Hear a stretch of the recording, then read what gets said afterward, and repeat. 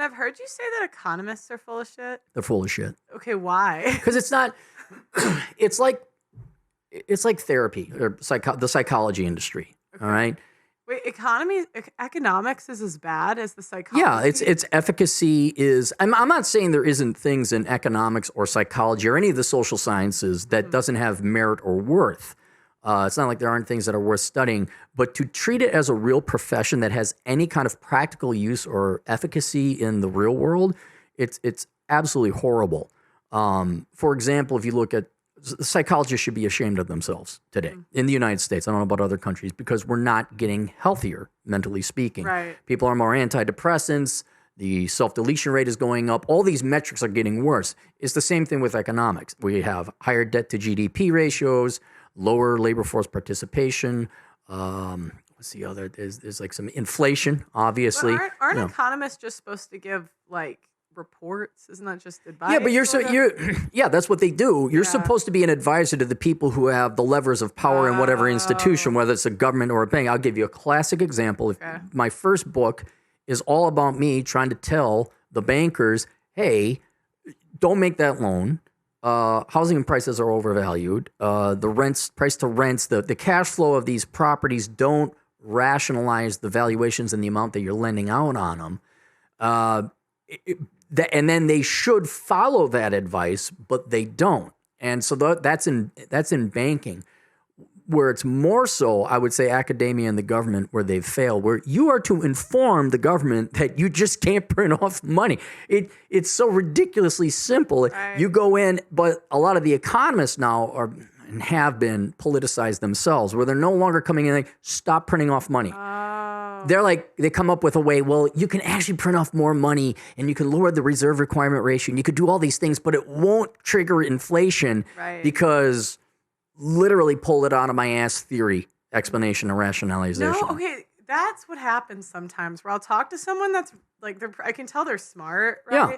But their theory doesn't make sense. Right. But like, because I was an economics major and even like, I can't even remember, it was so long ago, but I remember them explaining to me why they could keep printing off money in school.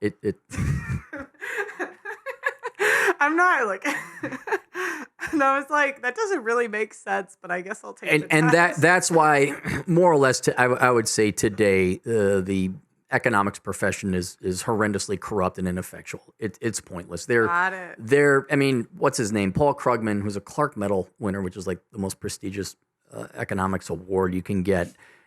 He was like, oh yeah, you can print off money. And then I think 2-3 years ago, he was shocked about all the inflation. It's like, dude, if you can't. But how do they get in these high up positions? You give the people in power. For example, let's go back to banking. If I told them what they wanted to hear, then they could continue lending money, and because of their economic, their compensation package rather is based on sales and volumes, not whether you're actually paid back.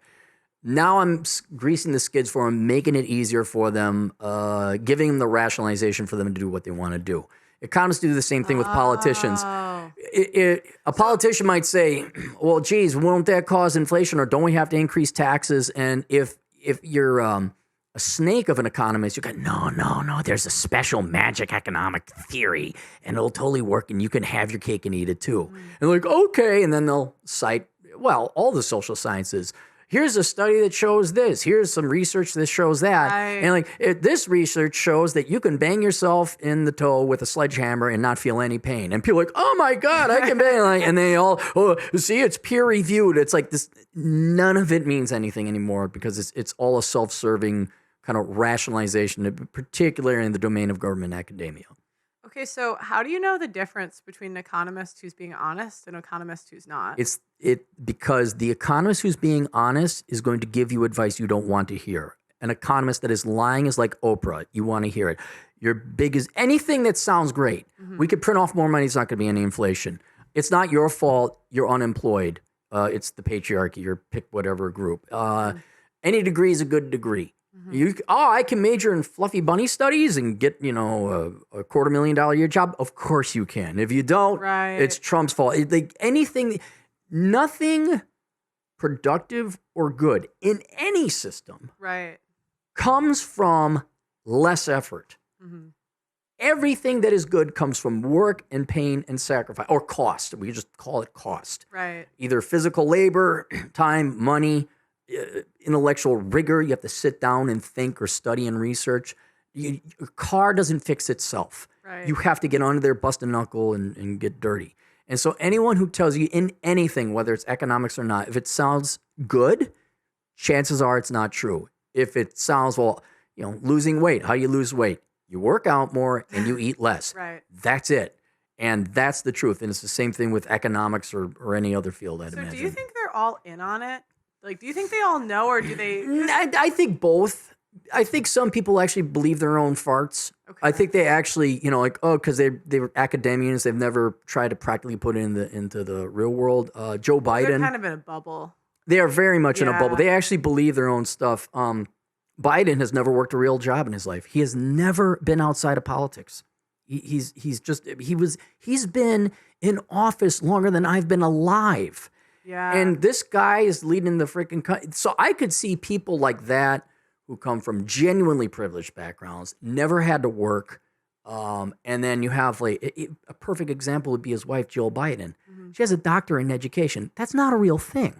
That's not a real, you're not a doctor. You're a make-believe play school playmate doctor. My brother refused to date education majors. He said they're too stupid. Yeah, and they are. If you look at the IQ, you rank by IQ. Early childhood education majors have the lowest IQ. Up top is astrophysicists and economists, I might add. But yes, I do believe these people, a fair amount of them believe their own shit. Mm-hmm. And then others, I think Paul Krugman is one of them. He's too smart. Having read his stuff a long time ago. Oh, who's that? He's probably the most famous boomer economist. Okay. Now Thomas Sowell is taken over because he is awesome. He's dope. That's my other. Him and you are like my two favorite books. Like one's from you and one's from him. I just would like to meet the man before he passes. But Paul Krugman, I think he knows he's too smart.